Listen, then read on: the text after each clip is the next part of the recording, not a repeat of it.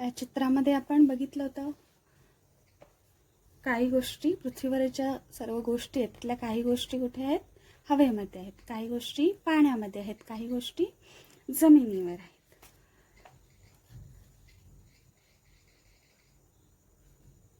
आता इथे बघा, हे हवेचं आवरण आहे. याचा अर्थ काय?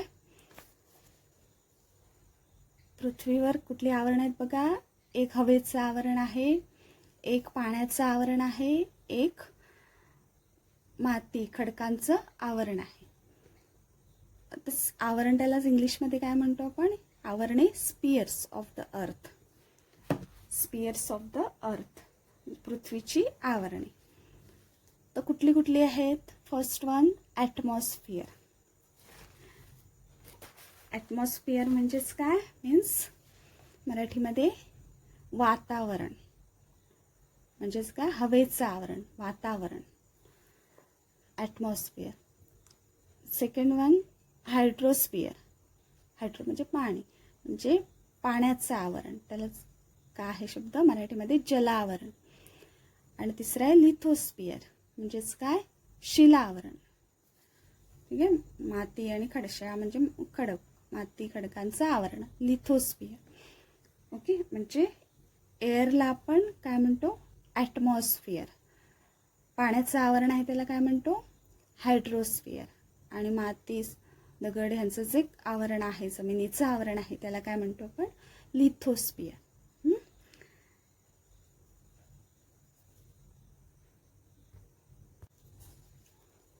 Air is called the earth's atmosphere, म्हणजे पृथ्वीचं वातावरण. Okay, I am writing. Air is called the earth's atmosphere. I am writing in short. The earth's atmosphere.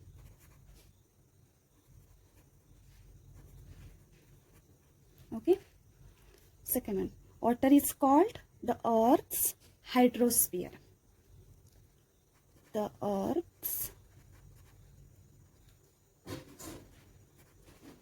hydrosphere. And third one, land is called the earth's lithosphere. It is called lithosphere.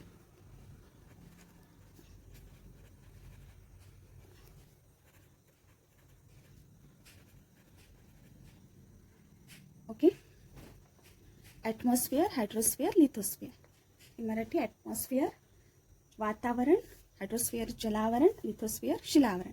आठवत आहेत काय शब्द? वातावरण, जलावरण, शिलावरण. Okay, आठवत आहेत ना? Okay, आपण बघितलं की the earth's atmosphere is the layer of air, म्हणजे हवेचं आवरण आहे, लेअर आहे, दॅट सराउंड्स द अर्थ. म्हणजे पृथ्वीच्या सभोवतालचा भाग व्यापलेला आहे एअरने. हवा आपल्या सभोवताली आहे आणि या एअरने पृथ्वीच्या सभोवतालचा भाग व्यापलेला आहे. Therefore atmosphere is the layer of air that surrounds the earth. Okay, I am writing in notes. It is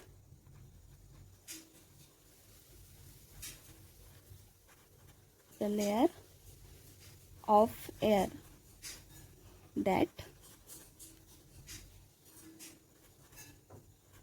surrounds the earth.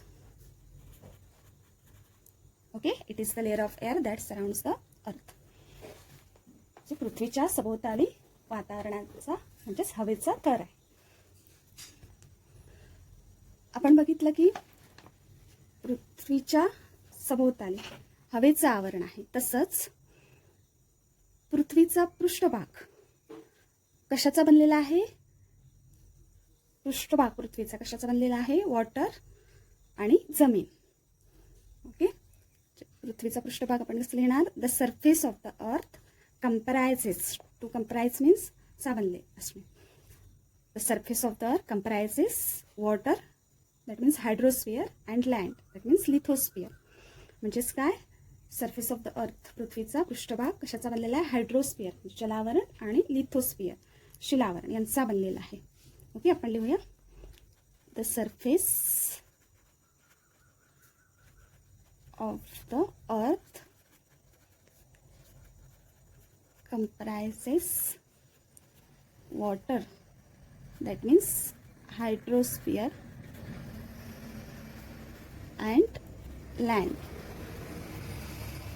that means lithosphere.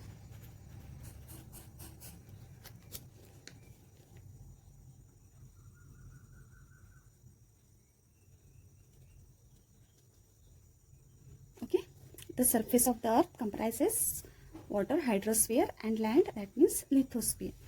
म्हणजेच पृथ्वीचा पृष्ठभाग पाणी आणि जमीन म्हणजेच जलावरण व शिलावरण यांचा बनलेला आहे. समजलं? ओके, आपल्याला माहिती आहे, आपण 5वीला पण शिकलो, पृथ्वीवर किती टक्के पाणी आहे? 71% पाणी आहे, पाण्याचा भाग आहे, आणि 29% जमिनीचा भाग आहे. बरोबर ना, शिकलो आपण 5वीला. म्हणजेच काय? जलावरणाचा म्हणजेच हायड्रोस्फिअरचा भाग किती व्यापलेला आहे पृथ्वीवर? 71%. आणि शिलावरणाचा म्हणजे लिथोस्फिअरचा भाग किती आहे? 29%, 29%. Okay, that means the hydrosphere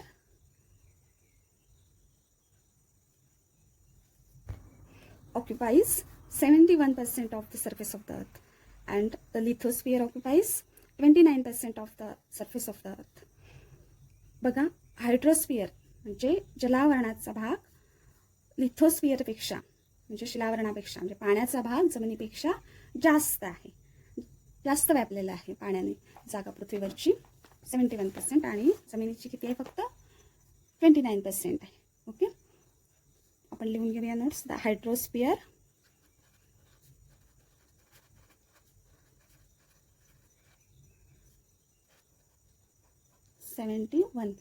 I'm writing in bracket, occupies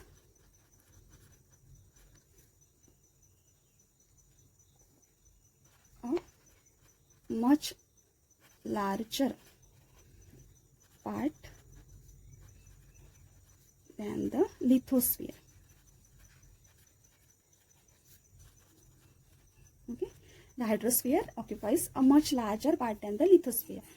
लिथोस्फिअर पेक्षा हायड्रोस्फिअरने जास्त भाग व्यापलेला आहे. टू ऑक्युपाय मीन्स व्यापणे, इंग्लिशमध्ये आपण त्याला काय म्हणतो? व्याप. Okay, clear? Okay, next concept is biosphere. बायोस्फिअरला मराठीत काय म्हणतो आपण? जीवावरण. हा शब्दातच अर्थ आहे जीवावरण या शब्दात. लिव्हिंग थिंग्स म्हणजे सजीव, माहिती आहेत, आपण 5वीला बघितलं सजीव, त्याच्यामध्ये ॲनिमल्स येतात, प्राणी, वनस्पती. ओके, हे जे लिव्हिंग थिंग्स आहेत, सजीव आहेत, ते कुठेतरी इतर कुठे राहतात. म्हणजे पक्षी बघा आपल्याला उडताना ॲटमॉस्फिअरमध्ये, हवेमध्ये उडताना दिसतात. त्याच्यानंतर मासे बघा पाण्यात राहतात. काही प्राणी जमिनीवर राहतात. आपण पण जमिनीवर राहतो बघा, घर बांधून. म्हणजे सजीव, आणि त्यांनी या तिन्ही आवरणांमध्ये म्हणजे वातावरण, जलावरण आणि शिलावरण, ॲटमॉस्फिअर, हायड्रोस्फिअर अँड लिथोस्फिअर, या तिघांमधला भाग व्यापलेला आहे. हे सगळं एकत्रित मिळून सजीव आणि ते जिथे राहतात तो भाग कुठलाही मग असू दे, ॲटमॉस्फिअरचा असू दे, हायड्रोस्फिअरचा असू दे, लिथोस्फिअरचा असू दे, जो भाग व्यापला आहे तो एकत्रित मिळून आपण त्याला काय म्हणणार आहोत? किंवा म्हणतोच जीवावरण. Okay, the living things and the parts of the lithosphere, hydrosphere and atmosphere which they occupy, म्हणजे सजीव आणि त्यांनी व्यापलेला शिलावरण, जलावरण, वातावरणाचा भाग, याला एकत्रितपणे are together called the biosphere. Okay, आपण नोट्समध्ये लिहूया. The living things and the parts of the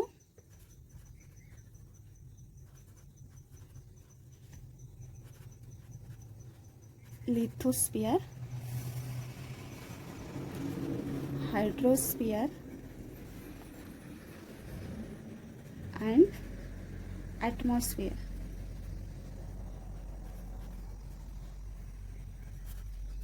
which they occupy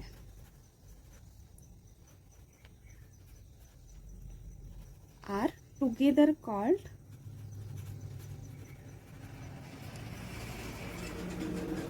the biosphere. Okay, the living things living things and the parts of the lithosphere, hydrosphere and atmosphere which they occupy are together called the biosphere. Clear? Now our main concept is to define natural resources. बघा, natural resources हा point आपण स्टार्टिंगलाच लिहिला आहे. आता आपल्याला actually त्याची definition बघायची आहे, मीनिंग काय आहे त्याचं. Okay, air, water and land are naturally formed. बघा, एअर, वॉटर आणि लँड म्हणजेच काय, हवा, पाणी आणि जमीन कशी तयार झालेत? निसर्गताच निर्माण झालेले आहेत. आपण तयार केलेत का? नाही, ते निसर्गताच तयार झालेले आहेत, नॅचरली फॉर्म आहेत ते. आता हे तीन जे फॅक्टर आहेत, तीन फॅक्टर्स कुठले आहेत आता सांगितलेले आहेत? Air, water and land. हे खूप महत्त्वाचे आहे, खूप इम्पॉर्टंट आहेत. कशासाठी? To sustain. आता टू सस्टेन म्हणजेच काय? टिकवणे. इंग्लिशमध्ये आपण टू सस्टेन म्हणजे टिकवणे याचा अर्थ. म्हणजे to sustain the living world. म्हणजे आपल्याला हे महत्त्वाचे तिन्ही फॅक्टर्स कशासाठी? लिव्हिंग वर्ल्ड टिकवण्यासाठी. म्हणजेच काय? सजीव जी सृष्टी आहे, जीवसृष्टी आहे ती टिकवण्यासाठी हे तीन फॅक्टर्स आपल्याला महत्त्वाचे. तसेच काय? To fulfil our basic needs. आपल्याला ज्या मूलभूत गरजा आहेत आपल्याला पिण्यासाठी पाणी लागतं, अन्न लागतं, वस्त्र, निवारा लागतो, बरोबर ना? ते आपल्याला कुठून मिळतात? कोण देतं? हे तीन factors, air, water and land, बरोबर ना? हवा, पाणी आणि जमीन. जे टू फुलफिल दे आर म्हणजे सजीव सृष्टीचे बेसिक नीड्स पूर्ण करण्यासाठी हे तीन फॅक्टर्स महत्त्वाचे आहेत, air, water and land. Clear आहे? म्हणजे तीन फॅक्टर्सना जे नॅचरली फॉर्म्स म्हणजे तयार झालेले आहेत ते काय करतात? कशासाठी? To sustain the living world, सजीवसृष्टी टिकवण्यासाठी, and to fulfil their basic needs म्हणजे त्यांच्या मूलभूत गरजा पूर्ण करण्यासाठी इम्पॉर्टंट आहेत. त्या तीन फॅक्टर्सना आपण काय म्हणतो? Natural resources. नॅचरल का म्हणायचं? निसर्गातच तयार झालेलं. ठीक आहे, नॅचरल रिसोर्सेस. मराठीमध्ये काय म्हणतो आपण त्याला? नैसर्गिक संसाधन. ओके, आता आपण नोट्समध्ये लिहून टाकूया पटकन. Definition of natural resources. Okay, naturally formed. बघा, निसर्गताच निर्माण झाले म्हणून स्टार्टिंगलाच काय लिहिते? Naturally formed. कुठले झालेत नॅचरली तयार झाले? तीन फॅक्टर्स कुठले? Air, water and land are the factors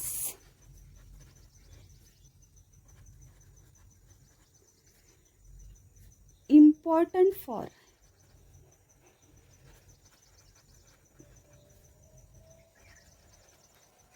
sustaining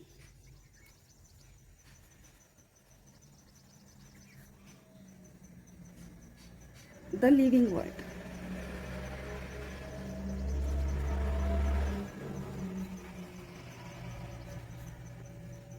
On the earth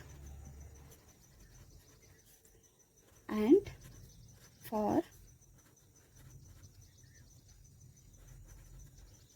fulfilling their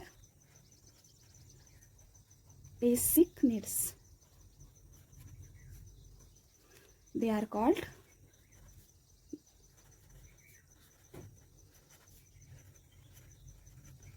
natural resources. Okay,